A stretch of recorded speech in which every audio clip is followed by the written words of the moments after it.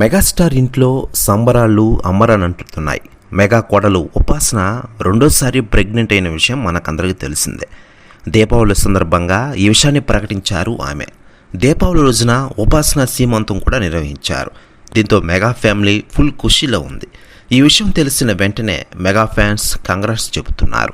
అయితే ఇప్పుడు మరో డబుల్ ధమాకా విషయం బయటకు వచ్చింది. అదేంటంటే ఉపాసనకు ట్విన్ బేబీస్ అని తెలిసింది. దీంతో ఒక్కసారిగా ఈ విషయం వైరల్ అవుతోంది నెట్టింట్లో.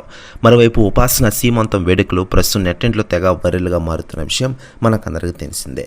దానికి సంబంధించిన ఫోటోలు, వీడియోలు నెట్టింట్లో తెగ వైరల్గా మారుతున్నాయి.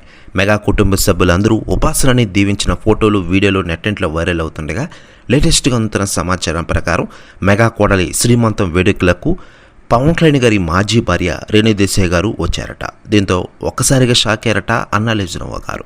ప్రస్తుతం ఈ న్యూస్ వైరల్ అవుతోంది టోటల్ తెలుగు ఇండస్ట్రీలో. మరోవైపు మెగా కోడలు ఉపాసనకు సంబంధించిన సీమంతం ఫోటోలు, వీడియోలు నెట్టింట్లో తెగ వైరల్గా మారుతుండగా ఈ ఫోటోలను చూసి అందరూ షాక్ అవుతున్న విషయం మనకందరికీ తెలిసిందే.